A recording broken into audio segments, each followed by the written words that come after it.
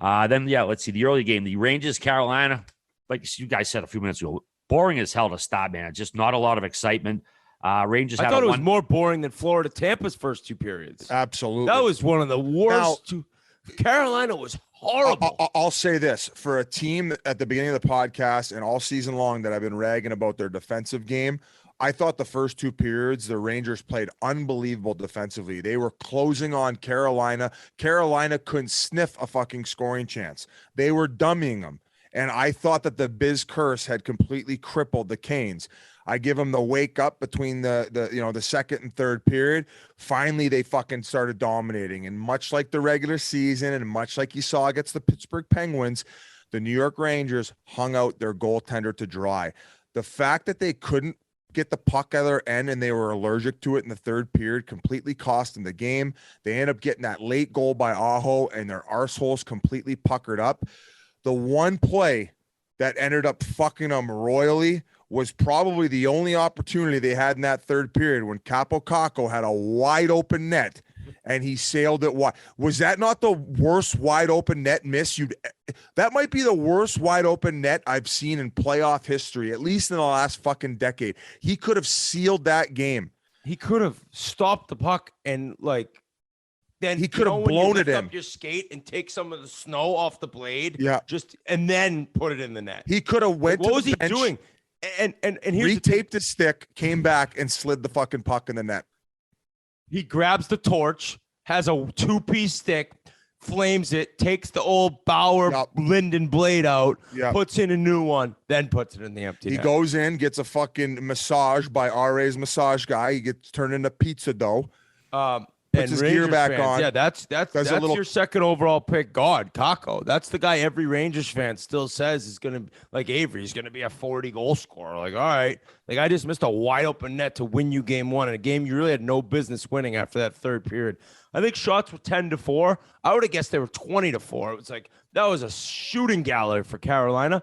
One guy I need to bring up. This Keandre Miller can fucking play. Oh, yeah, he's a stud. Holy, he won second year in the league, Pitt. The way he skates, the way he defends. He ran over Jarvis twice in one shift. Then he almost scored, too. It would have been the best shift of all time, maybe. I will say who's this, a great player? Former Ranger Jesper Fast. What a gamer that. That's the type of player you win with, that guy. No wonder every team he goes on, they're good. I would say that honorable mention to Ranta. And I know Ranta was great. He was in the first 2 periods, man. He made some 10-bell saves. The way that he was able to spread out, if he can stay healthy, man, he's the type of guy who can steal you games.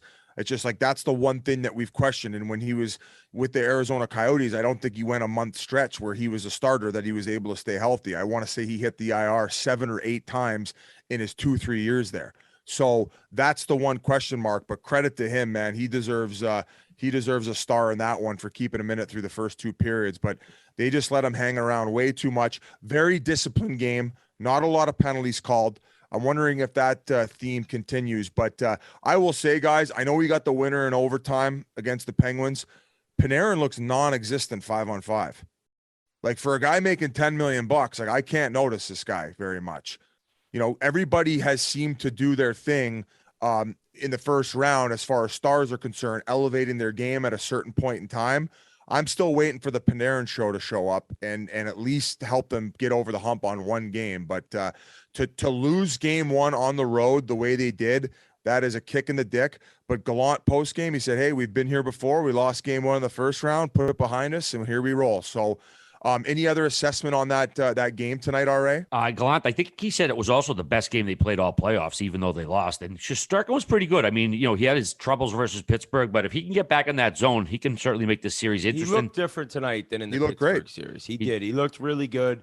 The Aho goal, nothing. What a dish by Jarvis on the tying goal. And then kind of a bad luck bounce, you know, off of I think, was it Lindgren? Yeah, it was Lindgren. Yeah, so it's like mea culpa on me. Rangers fans coming at me as they always do, the loudmouth pigeons in New York. But I was totally incorrect in my first round analysis of Lafreniere not impressing me. Totally misspoke. I don't know what the hell I was talking about. I'll go back. They're talking about the kid line. Kako, whatever. I don't know. Heedle, whatever his name is. He scored a nice one tonight on a beautiful pass by Lafreniere. Lafreniere's playing awesome. I shouldn't have said that. So you got me to admit that I'm wrong. I'm a man of my word. I can admit when I was wrong. But this Capo Kako and you guys telling me this superstar in the making couldn't seal the deal, that's on you for drafting him second overall. And I'll say this also. If the Rangers go down 2-0 against Carolina, the way that they play team defense, they're done.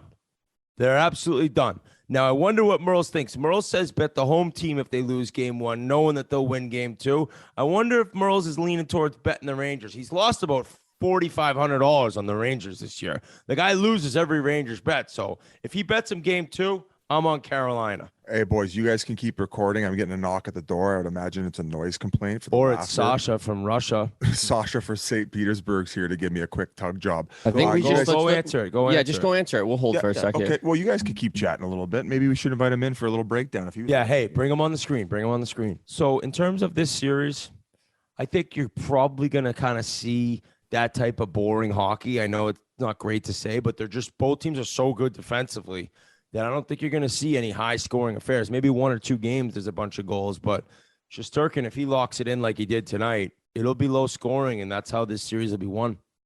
Also, shout out to Ian Cole. Just his second ever playoff goal ended up being the game winner. Guy's been around for a long time, hasn't scored a bunch, so always like to see those type of goals. So, you guys got any final thoughts on this series before we move along? I know it was that was my neighbor I'm sharing a wall with, so I got to keep it down the rest of the podcast. I'm going to be whispering. So what did he say? No, it was a girl. She's like, Oh, Ooh. okay, yeah, you can whisper. You can whisper. Okay. All right. Except when are we done talking about the Rangers? Yeah, we moved on. Yeah. Okay.